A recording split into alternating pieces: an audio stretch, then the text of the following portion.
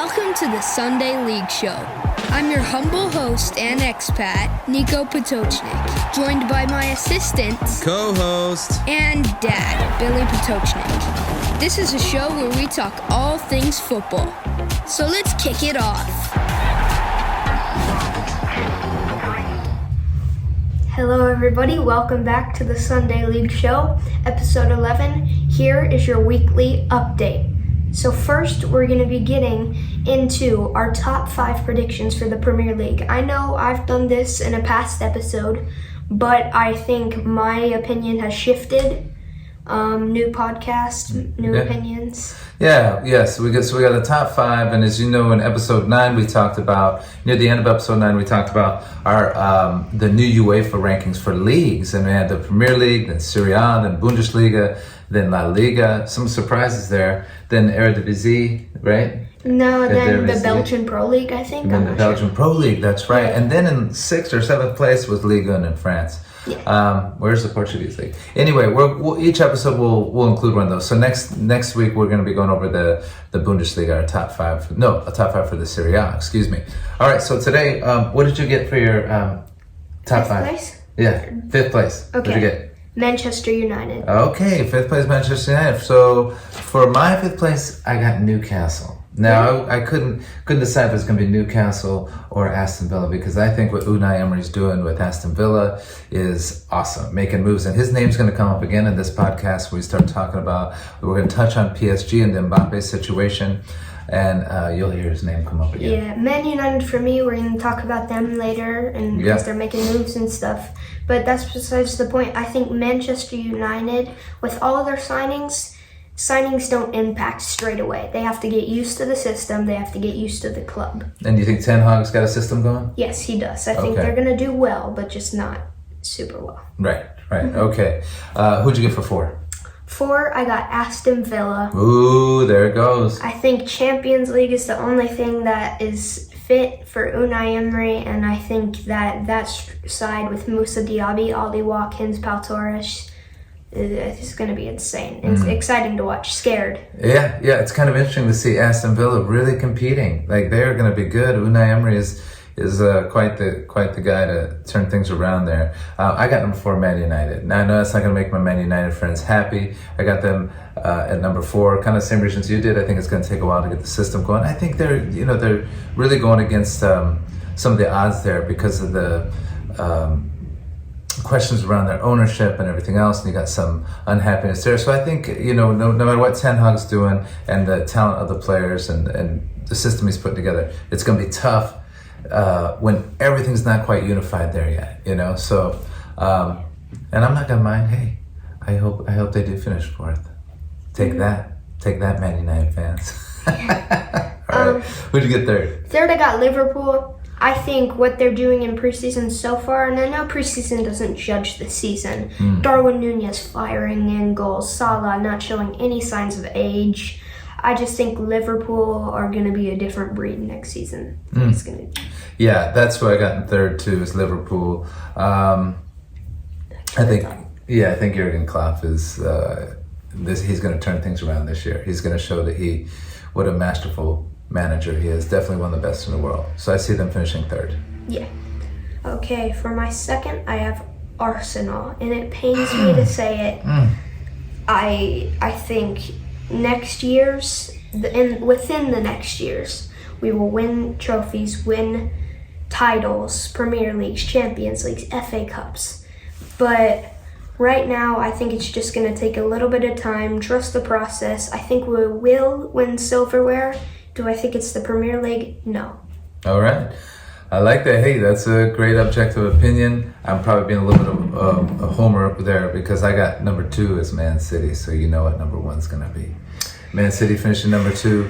I think Arsenal definitely pooped the bed last year at the end. You can say they were young. You can say they didn't have the experience to see the season out and win it.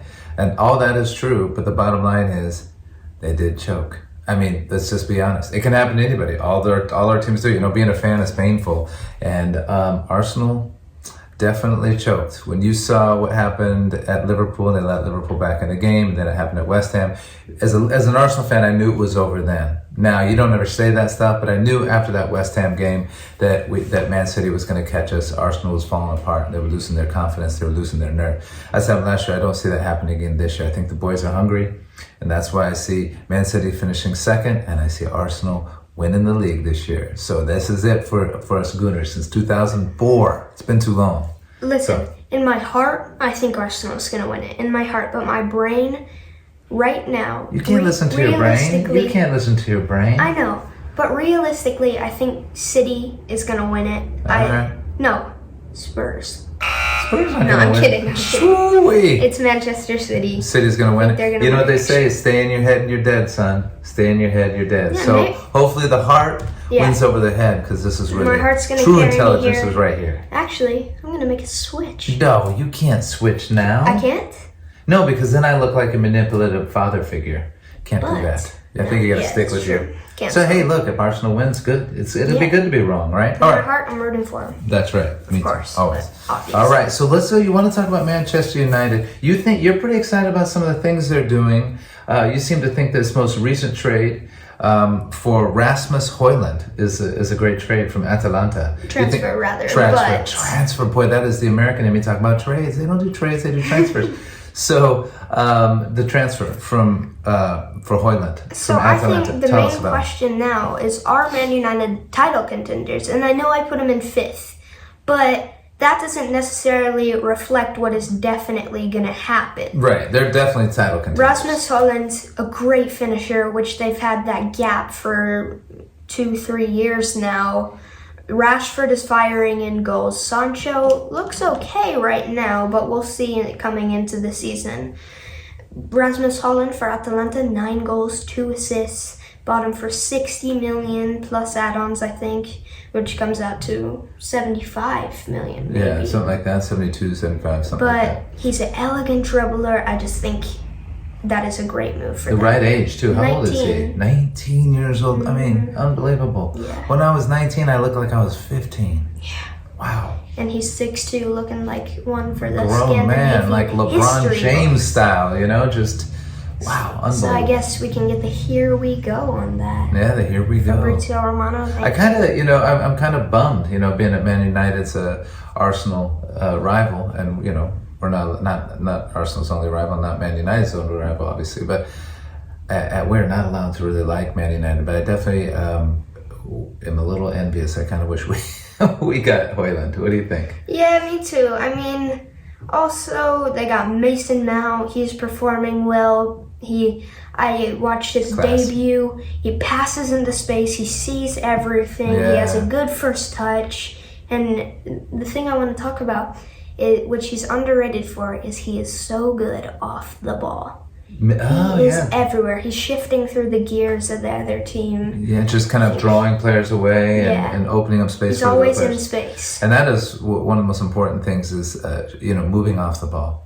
So if you're a young player out there, don't just stand around, wait for the ball. Move off the ball, help your teammates out, create space, draw your defender away, that kind of stuff. So that's stuff that Andre football Onana. 101. Right Andre here. Onana, the keeper. Yeah. What I liked about his debut against United, even though, yes, he gets chipped, he gets bicycle kicked. Bicycle kick isn't something you just save so happens easily. to everybody, right? Yeah. The chip, yes, but that was offside. We all saw it. Bellingham was well off. But so you can't really blame Onana for a game in preseason. But if you really look closely, like the football pundits and the commentators do, the managers, he's a great distributor. You see how much he was on the ball, passing out to the left flank, passing out to the right flank. He kind of reminds me of an Ederson Ramsdale. He was sometimes 30 yards out of his box. Just Ederson Ramsdale is that one player. Yeah. Is it Ederson Ramsdale? just passing to different players, kind of Yeah. getting in the midfield. Yeah. Is that, yeah. Yeah, he's calm. And that is important. And being able to be a keeper that plays with your feet, that has good feet and is comfortable with the ball at the feet is super important for most of these teams now because they want to play it out the back. And if you don't have a keeper that's comfortable with their feet, you're not going to be able to play it out the back effectively. And I think Ten Hag wants to be able to play it out the back. Yeah, So- like the project that's going on right now with Yeah, Man where is United. any word on where De Gea is going? So, of course, I probably think the most likely thing is like Saudi Arabia. No, But really? I Okay. think Bayern are eyeing him. Atletico Madrid are looking for a Yeah, I'd like to see him return. playing for a big European club. That All right. Well, that kind of any more on Man United? No, there's rumors that they're gonna go after the Moroccan Fiorentina player rather. Yeah. Sofiane Amrabat after Okay. the Rasmus Højlund deal. Would that be a good deal? Do you think? Yeah, I mean, honestly, no. I think you can't judge a player off his World Cup. There's so much inspiration and passion going into that World Cup. Are they the same at a club level? Right. It's yeah. Some players. Fiorentina is good, but it's different than Man United. Sure. I like Fiorentina. I do too, but Yeah. hurts to say. Raviola. But Yeah. yeah. Well, you're right, and you see some players really perform for the national team, and then they don't do as well in club, and vice versa. So it happens, but we'll see what happens on that, and we'll keep you guys informed, and we'll be getting the info from all the similar places a lot of you probably get it from, and we'll talk about it. So that we talked about. You made reference to Saudi Arabia, right? That De Gea might go to Saudi Arabia. And I kind of want to touch on Saudi Arabia real quick. I want to know, what are your views on Kylian Mbappe and this whole saga let's call it a saga at PSG, and Mbappe being offered up to Saudi Arabia. They're going to buy him for just an insane amount of money, like 300 million. And then 700 with all included or something like that, right? Yeah, So, billion, all included. almost $1 billion all included. So what are your thoughts on that? Okay, so I'm not going to be too extreme about it, no matter what I feel in my heart. But I think that the Mbappe transfer saga has made me lose a lot of respect for PSG. You can't go, even though Mbappe is maybe a prima donna. Yes, he has made some prima donna decisions, but you can't go and offer up a player's career, a whole reputation, to go to maybe a lower league. In fairness, a lower league that has more money than some other leagues, per se. Yeah. The government invested into this deal. I don't think that should be allowed. But yeah, I think Mbappe's earned more of my respect for him saying, no, I'm not gonna tarnish any of my reputation with a move to Saudi Arabia. And sure, I think Saudi Arabia is the league for maybe 35-year-old, 37-year-old goats, like maybe Ronaldo. I love to see him play in Europe again. But I think the time's over, so maybe that move wasn't bad. Or Benzema, maybe his time was finished. But I don't think it is the right move for a 24-year-old, one of the best players in the world right now. That's a great take. I kind of wanted to get into that too.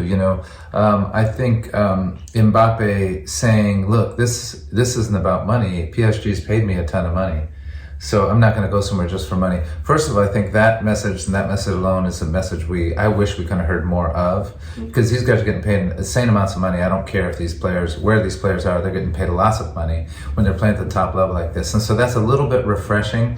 And I wouldn't say that's blindly just being idealistic and naive. I think it's important that somebody maybe takes a stand and says, you know what? It's not for me. It's not my heart. I don't want to do it. I already have a lot of money. I don't need all that money.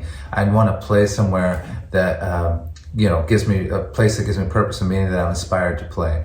And I think that's what we need to hear. Fair play to Saudi Arabia for trying to create something, and they got all this money to throw at it to try to get in the game, and they are getting in the game. So that's it. But you don't have to say yes either. And Mbappe didn't. The other thing is, I think PSG is a little bit to blame here for not winning the Champions League. Because let's make no mistake, this isn't about winning Liga. This is about winning the biggest prize, and that's Champions League. And PSG have not been able to do it since the Qatari takeover with Sheikh Tamim bin Hamad Al Thani and also Nasser Al Khelafi. He's the chairman. And so I apologize if I didn't pronounce everything correctly. But, Kalevi seems like a really good guy in the sense that he did not want to do the breakaway league. He kept PSG from trying to do the breakaway Super League, which was a complete joke and offensive to every true soccer fan, football fan out there. And he didn't want to break away. And he said, no, we're staying here. We're staying with the others. We don't want to do that. We don't believe that's good for football. So I love that he did that. But I think the things that he's done wrong is they haven't stuck with anybody. If you have all this money to play with, and let's not get into financial fair play and all that right now and how these guys are kind of gaming the system with all this money. But if you have that money like Man City does, and you want to go win trophies, well, what did they do? They stuck with a system. They got coaches in place. Okay, sure, they had Pellegrini. Before that, they had Mancini, and they were great with those managers as well. But then they got Pep. They stuck with the system. They trusted in Pep and let Pep build the system. They had some big disappointments in the Champions League with Pep. They stuck with Pep. And they trusted in him, and this year they did win the Champions League, and they won the treble, which is an amazing accomplishment. And I just think you have to stick with something. You can't just buy the next shiny prize, the next shiny coach. They've gone through, since 2011, since the Qatari takeover at PSG, they've got Carlo Ancelotti, who coached 77 games, Laurent Blanc, who coached 173 games, Unai Emery. By the way, Unai Emery coached 114 games at PSG and was the most decorated PSG coach during this time of all of them. Unai Emery. So the thing is, though, what brought Unai Emery down was the turnaround where they were up on Barcelona 4-0, and in that second leg, Barcelona turned around, won 6-1, and eliminated PSG, and that was the end of Unai Emery after that. He'll probably never live that one down. Then you got Thomas Tuchel, who coached 127 games, and then he was out as well. They lost in the Champions League final against Bayern Munich 1-0 during COVID. And then they had Mauricio Pochettino, who has got a great reputation. He coached 84 games. He was gone. And then they had Christophe Galtier, which has just been kind of a disaster because of some things that happened here in Nice, at OGC Nice, and some allegations against him. Am I seeing that number right? He only coached 49 Only 49 games. He's out. I mean, it was in and out basically for that guy. And then now they got Luis Enrique. Now, there's no doubt Luis Enrique is the guy to get. He has got a great reputation, a great guy, an amazing manager. Messi said one of the two best managers he's ever been coached by, the other one being Pep Guardiola. So Luis Enrique is the other one. So they're on the right track. But I think PSG, you just can't go out and buy Neymar, and you can't buy Messi. You have to stick with a system. You have to have a philosophy. You have to have a style. And that's what's missing with PSG. They're just a team full of stars. They don't always play like a team. They got the fancy products, but do they have the whole product? And I think oftentimes, most of the time, they don't. They don't have the system. The systems in place, the philosophy in place, the pedigree in place. What does it mean to be a PSG player? Well, does it just mean that you're getting paid a lot, that you're a star? Or does it mean you have a style and a system? And that's how the club becomes bigger than the player, is when you have a philosophy, you have a system, you have a way of being, you have a way of playing where the fans have expectations. You play a certain way, you have a certain philosophy, you do things a certain way, and certain things are expected. Not just overpaying for the next big star and bringing them in so you can sell more jerseys and get more people in the seats. Mm-hmm. You know what I mean? And I think that's the mistake PSG's made. I think if they would have stuck with somebody and trusted in somebody, they probably would have won a Champions League by now. I agree. Yeah, definitely. I think what PSG is doing is wrong. I think Luis Enrique, based on other managers. Not wrong, but it's just Luis Enrique different perspective.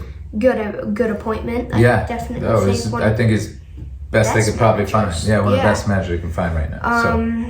Mauricio Pochettino, great manager. Got Tottenham to the Champions League final. Yeah. Probably the highlight of Tottenham's whole history. Mm-hmm. I just think Luis Enrique is a good appointment, but during the past, I don't think they've done everything right, moving on so quickly from managers. Reminds me of the modern day Premier League. Yeah. Kind of. Yeah, just trying to buy a championship instead of sticking to something and sticking to the system. Yeah. So what league are we going to talk about? What league are we going to rank next time? It's going to be Serie A? It's going to be Serie A, All right, cool. All right. Anything else? Well, it's the emotional goodbye again. Oh, no. The sad goodbye. All right, guys. All right.